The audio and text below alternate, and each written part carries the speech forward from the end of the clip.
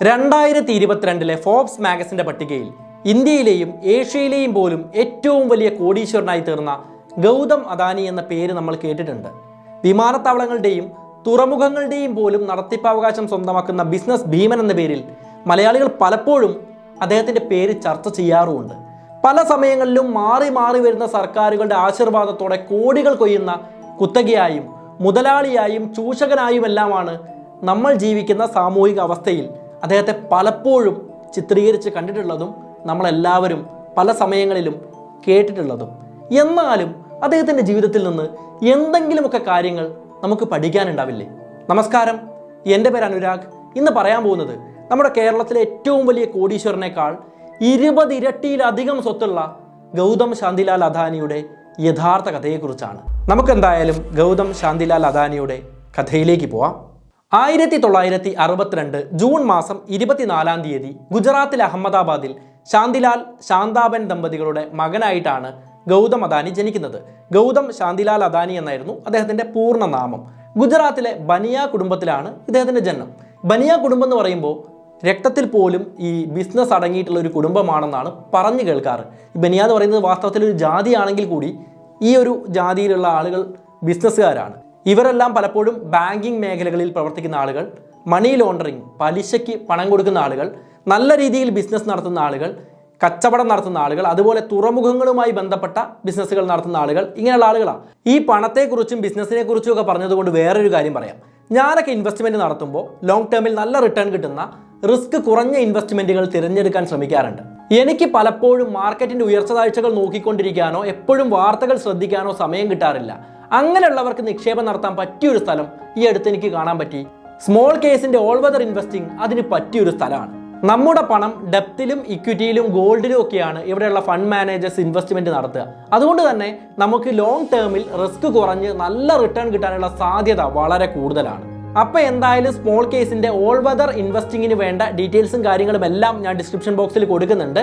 ബന്ധപ്പെട്ട വിവരങ്ങളെല്ലാം ശ്രദ്ധാപൂർവ്വം വായിച്ചു നോക്കിയ ശേഷം പറ്റുന്നവരെല്ലാം ഒന്ന് ട്രൈ ചെയ്ത് നോക്കുക. നമുക്കെന്തായാലും അദാനിയുടെ കാര്യത്തിലേക്ക് തന്നെ തിരിച്ചു വരാം. ബനിയ കുടുംബത്തിൽ ജനിച്ചതുകൊണ്ട് സ്വാഭാവികമായിട്ടും ഈ കുട്ടിക്കും ബിസിനസ് ചെയ്യണം എന്ന ആഗ്രഹം ഉണ്ടാവുന്നുണ്ട്. അത് അവരുടെ രക്തശുദ്ധി കൊണ്ടൊന്നുമല്ല. നമുക്ക് അങ്ങനെയുള്ള തിയറികളൊന്നും വാസ്തവത്തിൽ സയൻറ്റിഫിക് ആയിട്ട് നിലനിൽക്കുന്നില്ല. എങ്കിലും ഇവർ കണ്ട് പഠിക്കുന്നത് പണം നന്നായിട്ട് കൈകാര്യം ചെയ്യുന്ന ആളുകളെയാണ്. ഇവർ ജനിക്കുന്ന കുടുംബത്തിൻ്റെ ചുറ്റുമുള്ള ആളുകളെയൊക്കെ നോക്കുമ്പോൾ ഇവർ കാണുന്നത് ഉള്ള പണം എങ്ങനെ ഇരട്ടിപ്പിക്കാം എന്ന് ചിന്തിക്കുന്ന ആളുകളെയാണ്. ആ ഒരു മെൻറ്റാലിറ്റിയോടെയാണ് ഈ കുടുംബത്തിൽ ജനിക്കുന്ന ഓരോ കുട്ടിയും വളർന്നു വരുന്നത്. പണം ഉണ്ടാക്കാനും ആ പണം ഇരട്ടിപ്പിക്കാനും പ്രത്യേകമായി കഴിവുള്ള ആളുകളെ അവരെങ്ങനെ അത് ചെയ്യുന്നു എന്ന സീക്രട്ട് അടക്കം കണ്ട് വളരുന്ന കുട്ടികൾ സ്വാഭാവികമായും നല്ല ബിസിനസ് ചെയ്ത് നന്നായിട്ട് പണം സമ്പാദിക്കാൻ ശ്രമിക്കും. ഗൗതം അദാനിയുടെ കുട്ടിക്കാലത്തും ഇദ്ദേഹത്തിനും ഇങ്ങനെ പണം ഉണ്ടാക്കണം എന്ന ആഗ്രഹം ഉണ്ടാവുന്നുണ്ട്. പ്രാഥമിക വിദ്യാഭ്യാസം ഇദ്ദേഹം നടത്തുന്നത് ഗുജറാത്തിലെ അഹമ്മദാബാദിൽ തന്നെയാണ്. അതിനുശേഷം ഡിഗ്രി പഠിക്കണം എന്ന ആഗ്രഹത്തോടെ ഇദ്ദേഹം ഗുജറാത്ത് യൂണിവേഴ്സിറ്റിയിൽ അഡ്മിഷൻ എടുക്കുന്നുണ്ട്. കൊമേഴ്സിലാണ് അഡ്മിഷൻ എടുക്കുന്നത്. എന്നാൽ പഠിച്ചുകൊണ്ടിരിക്കുന്ന സമയത്ത് തന്നെ ഇദ്ദേഹത്തിന് ബിസിനസ് ചെയ്യണം എന്ന ആഗ്രഹം ഉണ്ടാവുകയാണ്. പഠനം പൂർത്തീകരിക്കാനൊന്നും സമയമില്ല. ഇദ്ദേഹം അങ്ങനെ യൂണിവേഴ്സിറ്റിയിൽ നിന്ന് ഡ്രോപ്പ് ഔട്ടായിട്ട് വന്ന് ബിസിനസ് ചെയ്യാൻ നോക്കുകയാണ്. അച്ഛൻ ഒരു ചെറുകിട തുണി വ്യാപാരിയാണ്. സ്വാഭാവികമായിട്ടും അച്ഛൻ ബിസിനസ് ഉള്ളപ്പോൾ ഇങ്ങനെ ഡ്രോപ്പ് ഔട്ടായിട്ട് വരുന്ന കുട്ടികൾ സേഫ് കേസായിട്ട് എപ്പോഴും നോക്കുക ഡാഡിയുടെ ബിസിനസ് നോക്കി നടത്താം എന്ന് പറയുന്ന ഒരു ഡയലോഗാണ്. എന്നാൽ ഗൗതം അദാനി അതിന് തയ്യാറായില്ല. സ്വന്തമായിട്ടൊരു സാമ്രാജ്യം കെട്ടിപ്പടുക്കണം എന്ന ആഗ്രഹം ഇദ്ദേഹത്തിൻ്റെ മനസ്സിൽ ഒരു കനൽ പോലെ ഉണ്ടായിരുന്നു. 1978 ഇദ്ദേഹം ബോംബെയിലേക്ക് പോവുകയാണ്. ഇന്ന് മുംബൈ എന്ന് പറയുന്ന ആ ബോംബെയിലേക്ക് ഇദ്ദേഹം പോയി വജ്ര വ്യാപാരവുമായി ബന്ധപ്പെട്ട ഒരു ജോലിയാണ് ചെയ്യുന്നത്. അന്നത്തെ കാലത്ത് മുംബൈയിലെ വലിയ ബിസിനസ്സുകാരായ ഡയമണ്ട് ഡീലേഴ്സായ മഹേന്ദ്ര ബ്രദേഴ്സിൻ്റെ കമ്പനിയിൽ ജോലി ചെയ്യാനാണ് ആദ്യമായിട്ട് ഇദ്ദേഹം പോകുന്നത്. ഇദ്ദേഹത്തിന് ആ ജോലി കിട്ടുകയാണ്. ഇദ്ദേഹം ഡയമണ്ട് സോർട്ടറായിട്ട് അവിടെ ജോലി ചെയ്യുകയാണ്. അവിടെ വെച്ച് നല്ല രീതിയിൽ എവിടെ ഇൻവെസ്റ്റ്മെൻറ്റ് നടത്തണം, എങ്ങനെ പണം ഉണ്ടാക്കണം, എങ്ങനെ ബിസിനസ് നടത്താം തുടങ്ങിയ ഐഡിയകളെല്ലാം ഇദ്ദേഹത്തിൻ്റെ മനസ്സിലേക്ക് വരുന്നുണ്ട്. മുംബൈയിൽ തന്നെ കുറച്ച് കാലങ്ങൾ കഴിയുമ്പോൾ സ്വന്തമായിട്ട് ചെറിയ ബിസിനസ് നടത്താൻ ഇദ്ദേഹം ശ്രമിക്കുന്നുണ്ട്. എന്നാൽ അത് വലിയ വിജയമൊന്നും ആവുന്നില്ല. ഈ സമയത്ത് തന്നെ 1981 തൻ്റെ മൂത്ത സഹോദരൻ മഹാ സുഖ്ബായ് അദാനി എന്ന് പറയുന്ന വ്യക്തി അഹമ്മദാബാദിൽ ഒരു ചെറിയ പ്ലാസ്റ്റിക് യൂണിറ്റ് വിലയ്ക്ക് വാങ്ങുന്നുണ്ട്. കുഴപ്പമില്ലാത്ത രീതിയിൽ പ്ലാസ്റ്റിക് യൂണിറ്റ് ഇദ്ദേഹം വിലയ്ക്ക് വാങ്ങി അവിടെയുള്ള കാര്യങ്ങൾ നോക്കിക്കൊണ്ടിരിക്കുകയാണ്. ഈ സമയത്ത് ഗൗതം അദാനിയെ ഈ മൂത്ത സഹോദരൻ അഹമ്മദാബാദിലേക്ക് വിളിക്കുകയാണ്. ഇത് ഗൗതം അദാനിയുടെ ജീവിതത്തിൽ വലിയൊരു ടേണിംഗ് പോയിന്റ് ആയിട്ട് മാറുന്നുണ്ട്. മൂത്ത ജ്യേഷ്ഠൻ തന്നെ വിളിച്ചപ്പോൾ ഇദ്ദേഹം അങ്ങോട്ട് പോയി ആ ബിസിനസ്സിൻ്റെ കാര്യങ്ങളെല്ലാം നോക്കി നടത്തുകയാണ്. അദ്ദേഹത്തിന് ഉണ്ടായിരുന്ന ചുമതല PVC-യുമായി ബന്ധപ്പെട്ട കാര്യങ്ങൾ നോക്കുക എന്നുള്ളതായിരുന്നു. PVC ഇറക്കുമതിയുമായുമെല്ലാം ബന്ധപ്പെട്ട കാര്യങ്ങൾ നോക്കുക എന്നുള്ളതായിരുന്നു. അന്നത്തെ സമയത്ത് ഈ പ്ലാസ്റ്റിക് യൂണിറ്റിന് ഒരുപാട് PVC ആവശ്യമുണ്ടായിരുന്നു. എന്നാൽ ഇന്ത്യയിൽ ആകെ ഉൽപ്പാദിപ്പിക്കുന്ന PVC-ന്റെ കണക്ക് പേര് നോക്കിയപ്പോൾ ഇവർക്ക് ആവശ്യമുള്ളത് 10-1 പോലും ഇല്ല. അതായത് ഇന്ത്യയിൽ ഉൽപ്പാദിപ്പിക്കുന്നതിൻ്റെ 10 ഇരട്ടിയോളം ഇവർക്ക് ആവശ്യമുണ്ട്. അതുകൊണ്ട് തന്നെ അങ്ങനെ ഒരു പ്രതിസന്ധി വന്നപ്പോൾ എന്നാൽ പിന്നെ PVC ഇനി പുറത്തുനിന്ന് ഇറക്കുമതി ചെയ്യാം എന്നിവർ തീരുമാനത്തിലെത്തുകയാണ്. ഈ ഇറക്കുമതിയുമായി ബന്ധപ്പെട്ട കാര്യങ്ങളാണ് പ്രധാനമായിട്ടും ഗൗതം അദാനി ശ്രദ്ധിക്കുന്നത്. ഏതാണ്ട് 4 വർഷത്തോളം ഇങ്ങനെ ഇമ്പോർട്ടിംഗ് ബിസിനസ് ഇദ്ദേഹം ചെയ്യുന്നുണ്ട്. ഈ എക്സ്പോർട്ടിംഗ് ഇമ്പോർട്ടിംഗ് കാര്യങ്ങൾ ചെയ്യുന്ന സമയത്ത് ആഗോളപരമായ ബന്ധങ്ങൾ ഒരാൾക്ക് ഉണ്ടാവും എന്ന കാര്യം പ്രത്യേകിച്ച് പറയേണ്ട കാര്യമില്ല. പുറം രാജ്യത്തുള്ള പല ആളുകളുമായിട്ട് ഇദ്ദേഹത്തിൻ്റെ ഒരു ബന്ധം ഉണ്ടാവുകയാണ്. ഇങ്ങനെ ഇമ്പോർട്ടിംഗ് നടത്തുന്നത് ഏതാണ്ട് 4 വർഷത്തോളമാണ്. അങ്ങനെ എങ്ങനെ ബിസിനസ് നടത്താം, എന്തെല്ലാം കാര്യങ്ങൾ ശ്രദ്ധിക്കണം തുടങ്ങിയ കാര്യങ്ങളെല്ലാം ഇദ്ദേഹം മനസ്സിലാക്കുകയാണ്. 1981 മുതൽ 85 വരെ സഹോദരന് കീഴിൽ, മൂത്ത സഹോദരന് കീഴിൽ ഇത്തരത്തിൽ ജോലി ചെയ്ത് 1985-ൽ സ്വന്തമായിട്ട് പോവാം എന്ന് ഇദ്ദേഹം തീരുമാനിക്കുകയാണ്. ഈ സമയമായപ്പോഴേക്കും ഇദ്ദേഹം ഒരു ഇമ്പോർട്ടിംഗ് എക്സ്പോർട്ടിംഗ് ലൈസൻസും ഇന്ത്യൻ ഗവൺമെൻറ്റിൻ്റെ കയ്യിൽ നിന്നും സംഘടിപ്പിക്കുന്നുണ്ട്. അങ്ങനെ ഇദ്ദേഹം സ്വന്തമായൊരു പ്രൈമറി പോളിമർ ഇമ്പോർട്ട് ബിസിനസ് ആരംഭിക്കുകയാണ്. ഈ ബിസിനസ് ചെയ്യുന്നതോടൊപ്പം തന്നെ ഇദ്ദേഹം ഒരു ബിസിനസ്സിലായിട്ട് ഒതുങ്ങി നിൽക്കുന്നില്ല, മറ്റ് കാര്യങ്ങൾ കൂടെ ചെയ്യുന്നുണ്ട്. അതായത് ബിസിനസ് എപ്പോഴും ഡൈവേഴ്സിഫൈ ചെയ്യണമെന്നത് ഇദ്ദേഹത്തിൻ്റെ ഒരു ആഗ്രഹമായിരുന്നു, ഇദ്ദേഹത്തിൻ്റെ ഒരു ബിസിനസ് പ്ലാൻ കൂടിയായിരുന്നു. അദാനി എക്സ്പോർട്സ് എന്നൊരു കമ്പനി സ്ഥാപിച്ച് ആദ്യം പ്രൈമറി പോളിമർ യൂണിറ്റ്സ് ആയിരുന്നു ഇദ്ദേഹം ഇമ്പോർട്ടും എക്സ്പോർട്സും എല്ലാം നടത്തിക്കൊണ്ടിരുന്നത്. എന്നാൽ ഇദ്ദേഹം ഉടൻ തന്നെ, ഞാൻ പറഞ്ഞു, ഇദ്ദേഹത്തിന് ഡൈവേഴ്സിഫൈ ചെയ്യുക, ബിസിനസ് ഡൈവേഴ്സിഫൈ ചെയ്യുക എന്നുള്ളത് ഒരു താല്പര്യമായിരുന്നു, അതൊരു ബുദ്ധി കൂടിയായിരുന്നു. അതിൻ്റെ കൂടെ തന്നെ ഇദ്ദേഹം കെമിക്കൽസും പെട്രോളിയം ഉൽപ്പന്നങ്ങളും ഇമ്പോർട്ടിംഗ് നടത്തുന്നുണ്ട്. അങ്ങനെ ഇദ്ദേഹത്തിൻ്റെ ബിസിനസ് ചെറുതായിട്ട് വലുതാവുകയാണ്. 1988 ആയപ്പോൾ, അതായത് അദാനി എക്സ്പോർട്ട് 1985-ൽ തുടങ്ങുന്നു. 3 വർഷങ്ങൾക്ക് ശേഷം ഇദ്ദേഹം അദാനി എൻ്റർപ്രൈസസ് എന്നൊരു പുതിയ കമ്പനി സ്ഥാപിക്കുകയാണ്. ഇന്ന് നമ്മൾ നോക്കുകയാണെങ്കിൽ അദാനി ഗ്രൂപ്പിൻ്റെ ഉടമസ്ഥാവകാശം ഈ കമ്പനിയുടെ കീഴിൽ തന്നെയാണുള്ളത്. അദാനി എൻ്റർപ്രൈസസും ബിസിനസ് ഡൈവേഴ്സിഫൈ ചെയ്ത ഒരു കമ്പനി തന്നെയായിരുന്നു. അഗ്രികൾച്ചറിലും പവറിലും കമ്മോഡിറ്റീസിലുമെല്ലാം ഇവർ നിക്ഷേപം നടത്തുന്നുണ്ട്. 1991 ആയ സമയത്ത് മറ്റൊരു കാര്യം ഇന്ത്യയിൽ സംഭവിക്കുന്നുണ്ട്. ഒരുപക്ഷെ PSC പഠിക്കുന്ന, UPSCക്ക് പഠിക്കുന്ന കുട്ടികൾക്കെല്ലാം ആ കാര്യങ്ങൾ അറിയുന്നതുമാണ്. ഇന്ത്യയിൽ ഉദാരവൽക്കരണ നയങ്ങൾ നടപ്പിലാക്കുകയാണ്. നരസിംഹറാവു പ്രധാനമന്ത്രിയായിരുന്ന സമയത്ത്, doctor Manmohan Singh finance minister ആയിരുന്ന സമയത്ത് ഇന്ത്യയുടെ സാമ്പത്തിക നയങ്ങൾ ഒരു ഉടച്ചു വാർക്കലിന് വിധേയമാവുകയാണ്. അതുകൊണ്ട് സ്വാഭാവികമായും അദാനി ഗ്രൂപ്പിന് നേട്ടങ്ങളും ഉണ്ടാവുന്നുണ്ട്, കോട്ടങ്ങളും ഉണ്ടാവുന്നുണ്ട്. എന്നാൽ നമ്മൾ പറഞ്ഞു കഴിഞ്ഞു, ഇദ്ദേഹം ബിസിനസ് ഡൈവേഴ്സിഫൈ ചെയ്തിരിക്കുകയാണ്. ഈ കോട്ടമുണ്ടാവുന്നതിൻ്റെ കോട്ടങ്ങൾ പരമാവധി കുറച്ച് നേട്ടമുണ്ടാവുന്നതിൻ്റെ നേട്ടങ്ങൾ പരമാവധി കൂട്ടിയാലാണ് ഒരു ബിസിനസ്സുകാരൻ വിജയിക്കുക. നമ്മൾ പലപ്പോഴും ട്രേഡ് ചെയ്യുന്ന സമയത്ത് പോലും ലോസ് ഉണ്ടാവുന്നത് പരമാവധി കുറയ്ക്കാനും ലാഭം ഉണ്ടാവുന്നത് പരമാവധി കൂട്ടാനും വേണ്ടി ശ്രമിക്കാറുണ്ട്. അതുപോലെ തന്നെ ഡൈവേഴ്സിഫൈ ചെയ്ത ബിസിനസ് ആയതുകൊണ്ട് ഇദ്ദേഹം പലതിലും നേട്ടം കൊയ്യാൻ ശ്രമിക്കുന്നു, പലതിലുമുള്ള കോട്ടങ്ങൾ പരമാവധി കുറയ്ക്കാൻ വേണ്ടി ശ്രമിക്കുന്നു. 1991-ൽ അമേരിക്കൻ കാർഗിൽ കമ്പനിയുമായി അദാനി ഗ്രൂപ്പ് ഏതാണ്ട് ഒരു കരാറിലെത്തുന്നുണ്ട്. അത് ഗുജറാത്തിലെ കച്ചിൽ നിന്നും ഉപ്പ് ഉണ്ടാക്കി കയറ്റുമതി ചെയ്യാന്നുള്ള ഒരു കരാറിലായിരുന്നു ഏതാണ്ട് എത്തിക്കൊണ്ടിരുന്നത്. ഇതിൻ്റെ കാര്യങ്ങളെല്ലാം അദാനി കൃത്യമായിട്ട് തന്നെ ചെയ്യുന്നുണ്ട്. ഇദ്ദേഹം പേപ്പർ വർക്കുകളും കാര്യങ്ങളും ലൈസൻസും എല്ലാം ശരിയാക്കി വെക്കുന്നുണ്ട്. എന്നാൽ ഈ പറഞ്ഞതുപോലെ 1991-ലെ സാമ്പത്തിക നയത്തെ തുടർന്ന് ഈ കരാറിൽ ഒരു ചെറിയ വിള്ളലുണ്ടാവുന്നുണ്ട്. അത് അദ്ദേഹത്തിന് നഷ്ടമായിട്ട് മാറേണ്ടതാണ്.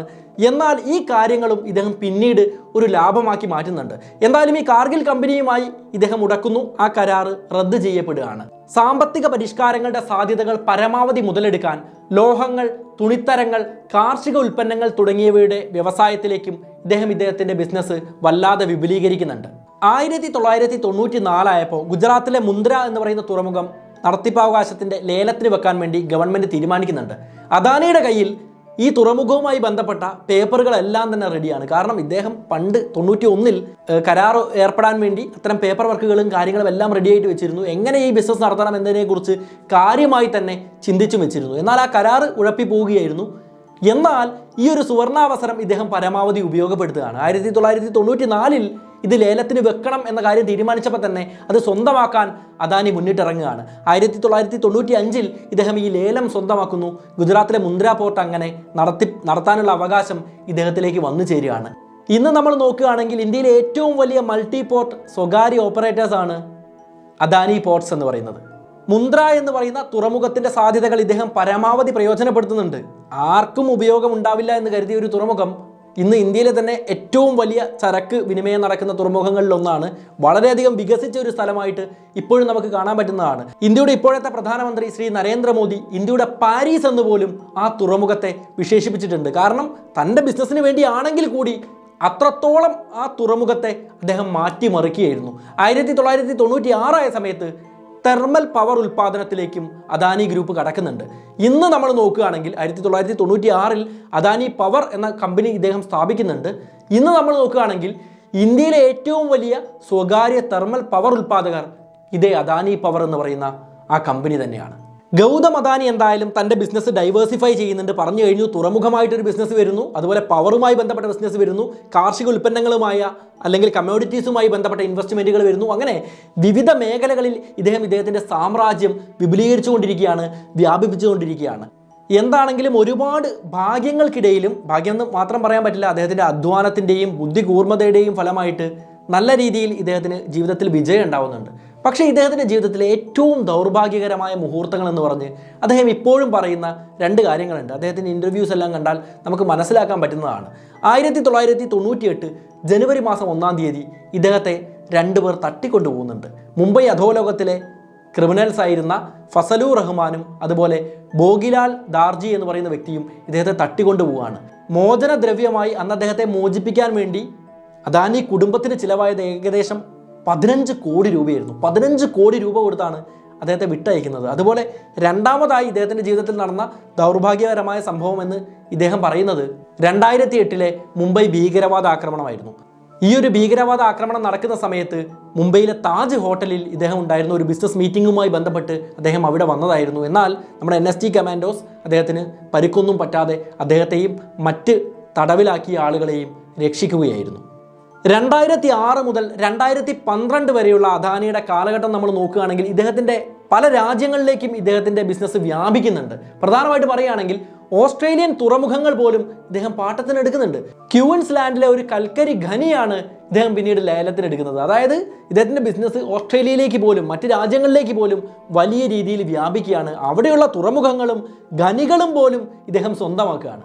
അടിത്തറ ശക്തമായ കമ്പനികൾ നിർമ്മിച്ച് കൃത്യമായി അതിനുവേണ്ട കാര്യങ്ങൾ ഓർഗനൈസ് ചെയ്ത് കൃത്യമായ തൊഴിലാളികളെ എടുത്ത് കൃത്യമായി പ്രവർത്തിക്കുന്നത് കൊണ്ട് മാത്രമല്ല ഇവർക്ക് വിജയം ഉണ്ടാകുന്നത്. പലപ്പോഴും ഗവൺമെൻറ്റിൻ്റെ തീരുമാനങ്ങളും ഇവരുടെ വിജയത്തിലേക്ക് നയിക്കുന്നുണ്ട്. സത്യം തന്നെയാണ്. ചിലപ്പോൾ ഒരുപാട് പണം ഉള്ളതുകൊണ്ട് ഗവൺമെൻറ്റുകളുടെ തീരുമാനത്തിൽ ചെറിയ രീതിയിൽ സ്വാധീനം ചെലുത്താൻ ഇവർക്ക് സാധിച്ചേക്കാം. പക്ഷേ ഇവർ വലിയ വലിയ കോടീശ്വരന്മാരെ നോക്കിയാൽ ജനിച്ചപ്പോഴേ കോടീശ്വരന്മാരായ ആളുകളൊന്നുമില്ല. ഇവർ താഴേക്കിടയിൽ നിന്നും ഉയർന്നു വന്നവരാണ്. ഒരു പക്ഷേ പണം കൂടിയ സമയത്ത് അവർക്ക് ചില തീരുമാനങ്ങളിൽ കൈകടത്താൻ സാധിച്ചേക്കാം. പക്ഷെ അത് മാത്രമാണ് ഇവരുടെ വിജയം എന്ന് പറയുമ്പോൾ അവർ വിജയിച്ചതിൻ്റെ യഥാർത്ഥ കാരണങ്ങൾ തേടാനുള്ളൊരു സാധ്യത നമ്മൾ കംപ്ലീറ്റ് ആയിട്ട് അടയ്ക്കുകയാണ്. അങ്ങനെ അടച്ചാൽ ഇത്രയും വലിയ വലിയ നേട്ടങ്ങൾ കൊയ്ത ആളുകളുടെ ജീവിതത്തിൻ്റെ ഏറ്റവും പ്രധാന കാര്യങ്ങൾ നമ്മുടെ ജീവിതത്തിലേക്ക് നമുക്ക് സ്വീകരിക്കാനുള്ള അവസരങ്ങൾ ഇല്ലാതെ പോകും. അതുകൊണ്ട് ആ കാര്യം മാത്രമാണ് എന്ന് കരുതി മാറ്റി വെക്കാതിരിക്കുക. അവർക്ക് സ്വാധീനം ചെലുത്താൻ പറ്റും എന്ന കാര്യം നമുക്കറിയാം, അത് പകൽ പോലെ വ്യക്തവുമാണ്. എന്നാൽ 1991 സംഭവിച്ച കാര്യം നമ്മൾ പറഞ്ഞു കഴിഞ്ഞു. അദ്ദേഹത്തിൻ്റെ ചില ബിസിനസ്സുകളിൽ കോട്ടം സംഭവിച്ചിരുന്നു. എന്നാൽ കോട്ടത്തിൻ്റെ കോട്ടം പരമാവധി കുറയ്ക്കാൻ വേണ്ടി അദ്ദേഹം ശ്രമിച്ചു. അതുപോലെ പുതിയ നീക്കങ്ങളുടെ സാധ്യത പരമാവധി തിരിച്ചറിഞ്ഞ് അവിടെ ബിസിനസ് നടത്തി അത് വിജയിപ്പിക്കാനും അദ്ദേഹം ശ്രമിച്ചു. നമ്മൾ പറഞ്ഞുകൊണ്ടിരിക്കുന്നത് അദാനിയെക്കുറിച്ചായതുകൊണ്ട് മറ്റൊരു പ്രധാനപ്പെട്ട കാര്യം പറയാം. 2022 കാലഘട്ടങ്ങളിൽ സംഭവിച്ചത് തന്നെയാണ്. അധികം കാലമൊന്നും ആയിട്ടില്ല. അദാനി വിൽമർ ഷെയറുകൾ വലിയ രീതിയിൽ കുതിച്ചുയർന്നത് നമ്മൾ കണ്ടതാണ്. അദാനി വലിയ രീതിയിൽ കോടീശ്വരനാവാനും ഫോബ്സ് പട്ടികയിൽ ഏറ്റവും വലിയ കോടീശ്വരന്മാരുടെ നിരയിലേക്ക് ഉയർന്നു വരാനും ഇന്ത്യയിൽ സാക്ഷാൽ മുകേഷ് അംബാനിയെ പോലും പിന്നിലാക്കി 1-ാം സ്ഥാനത്തേക്ക് വരാനും അദ്ദേഹത്തിന് സാധിച്ചിരുന്നു. എന്നാൽ ഇതിൻ്റെ പ്രധാന കാരണം പാം ഓയിൽ ക്രൈസിസുമായി ബന്ധപ്പെട്ട കാര്യങ്ങളായിരുന്നു. ഒരു പാം ഓയിൽ പ്രതിസന്ധി ലോകത്ത് ഉദയം ചെയ്തിരുന്നു. ഇന്തോനേഷ്യയുമായി ബന്ധപ്പെട്ട സംഭവങ്ങളെല്ലാമായിട്ടാണ് ആ പ്രതിസന്ധി രൂപം കൊള്ളുന്നത്. എന്നാൽ ഈ പ്രതിസന്ധി അദ്ദേഹം നിർമ്മിച്ചതല്ല എന്ന കാര്യം നമുക്കറിയാം. പ്രതിസന്ധികൾ ഉണ്ടാവുമ്പോൾ അതെങ്ങനെ മുതലാക്കാം എന്ന് കരുതുന്നതാണ് തീർച്ചയായും ഒരാളുടെ ബുദ്ധി. അത് കൃത്യമായി തന്നെ നടപ്പിലാക്കാൻ അദാനിക്കിത ഈ വർഷങ്ങളിൽ തന്നെ സാധിച്ചു എന്ന കാര്യം നമ്മൾ കണ്ടതാണ്, നമ്മൾ പത്രത്തിൽ വായിച്ചതുമാണ്. പല സമയങ്ങളിലും വിമാനത്താവളങ്ങളാവട്ടെ, തുറമുഖങ്ങളാവട്ടെ, ഖനികളാവട്ടെ ലേലത്തിൽ പങ്കെടുക്കുന്നത് അദാനി മാത്രമായിരിക്കില്ലല്ലോ. ലേലത്തിൽ ആരാണ് പങ്കെടുക്കുന്നത് എന്നുള്ളത് സുതാര്യമായിട്ടുള്ള കാര്യങ്ങളാണ്. സർക്കാരുകൾ പോലും പലപ്പോഴും ലേലങ്ങളിൽ പങ്കെടുക്കാറുണ്ട്. പക്ഷേ അദാനിക്ക് അറിയാം ഇന്ന പണത്തിന് പിടിച്ചു കഴിഞ്ഞാൽ എങ്ങനെ അത് ലാഭത്തിൽ പ്രവർത്തിക്കാം. അത് അവരുടെ പ്രത്യേകതയാണ്, അവരുടെ കമ്പനിയുടെ പ്രത്യേകതയാണ്. ഇങ്ങനെ പറയുമ്പോൾ അദാനി എന്നെ കൊണ്ട് കാശ് തന്ന് പറയിപ്പിക്കുന്നതാണെന്ന് വിചാരിക്കരുത്. അദ്ദേഹത്തിൻ്റെ ആ ഒരു കാര്യങ്ങൾ നമുക്ക് നോക്കുന്ന സമയത്ത് നമുക്ക് മനസ്സിലാക്കാൻ പറ്റുന്നതാണ്. ഇത്ര പണത്തിന് ഇതെടുത്താൽ അത് മുതലാക്കാൻ അതറിയണ്ടേ, ആ സ്കില്ല് അറിയണ്ടേ, അത് കൃത്യമായിട്ട് അറിയുന്ന ആൾ തന്നെയാണ് ഗൗതം അദാനി. നമ്മൾ നോക്കുകയാണെങ്കിൽ 2020 ലോകത്തിലെ തന്നെ ഏറ്റവും വലിയ സോളാർ ലേലം ഇന്ത്യൻ സോളാർ കോർപ്പറേഷനിൽ നിന്നും ഈ അദാനി ഗ്രൂപ്പ് സ്വന്തമാക്കുന്നുണ്ട്. $6 ബില്യൺ ആ ലേലം ഇവർ സ്വന്തമാക്കുന്നത്. അവർക്കറിയാം $6 ബില്യൺ അത് സ്വന്തമാക്കി കഴിഞ്ഞാൽ എങ്ങനെ അതിനെ ലാഭത്തിലേക്ക് കൊണ്ടുപോകാൻ പറ്റും. ഞാനിതെല്ലാം അവസാന ഭാഗത്തേക്ക് ഇത്രയും വിശദീകരിക്കുന്ന കാര്യം എന്ന് പറയുന്നത് വേറെ ഒന്നുമല്ല, പലപ്പോഴും ഗവൺമെൻറ് സഹായിച്ചിട്ടാണ്, ഇന്നയാൾ സഹായിച്ചിട്ടാണ് ഇവരുടെ വിജയം ഉണ്ടാവുന്നതെന്ന് പറഞ്ഞ് നമ്മൾ ആ ഭാഗം പൂർണ്ണമായിട്ടും മറച്ചു പിടിക്കുന്നത് നമ്മുടെ വിജയത്തിന് ഗുണമായിരിക്കില്ല. അതുകൊണ്ട് തന്നെ ഈ വീഡിയോ കാണുന്നവർക്ക് അത് ഗുണമായി തീരട്ടെ എന്ന ആഗ്രഹം കൊണ്ടാണ് ഈ കാര്യങ്ങൾ പറഞ്ഞു വെച്ചത്. കാര്യം എന്താണെങ്കിലും ഇന്ന് പറഞ്ഞിട്ടുള്ളത് ഗൗതം ശാന്തിലാൽ അദാനിയുടെ ജീവിതത്തെക്കുറിച്ചാണ്. ഒരു മനുഷ്യൻ്റെ ജീവിതം എന്ന് പറയുമ്പോൾ അതൊരു സിനിമ എടുക്കാനുള്ള ടോപ്പിക്കാണ്, അല്ലെങ്കിൽ ഒരു പുസ്തകം എഴുതാനുള്ള ടോപ്പിക്കാണ്. എന്നാൽ അത് മുഴുവൻ ഒരു വീഡിയോയിൽ പറയുക എന്നുള്ള കാര്യം പോസിബിൾ അല്ല. അതുകൊണ്ട് വേണ്ട കാര്യങ്ങൾ മാത്രം സോർട്ട് ചെയ്തെടുത്ത് പരമാവധി ചെറുതാക്കി പറയാനാണ് ഇന്ന് ശ്രമിച്ചിട്ടുള്ളത്. ഈ വീഡിയോ നിങ്ങൾക്ക് ഇഷ്ടപ്പെട്ടു എന്ന് തന്നെ കരുതുകയാണ്. ഇഷ്ടമായെങ്കിൽ നിങ്ങളുടെ അഭിപ്രായങ്ങൾ എന്ത് തന്നെയാണെങ്കിലും കമൻറ്റായിട്ട് രേഖപ്പെടുത്തുക. ഏറ്റവും നല്ല കമൻറ്റുകൾ അടുത്ത വീഡിയോയിൽ ഞാൻ ഫീച്ചർ ചെയ്യുന്നതാണ്. വീഡിയോ എന്താണെങ്കിലും ലൈക്ക് ചെയ്യാനും കൂട്ടുകാർക്ക് വേണ്ടി ഷെയർ ചെയ്യാനും മറക്കാതിരിക്കുക. നമുക്കെന്തായാലും മറ്റൊരു നല്ല വിഷയവുമായി വീണ്ടും കണ്ടുമുട്ടാം. It's me Anurag, signing off.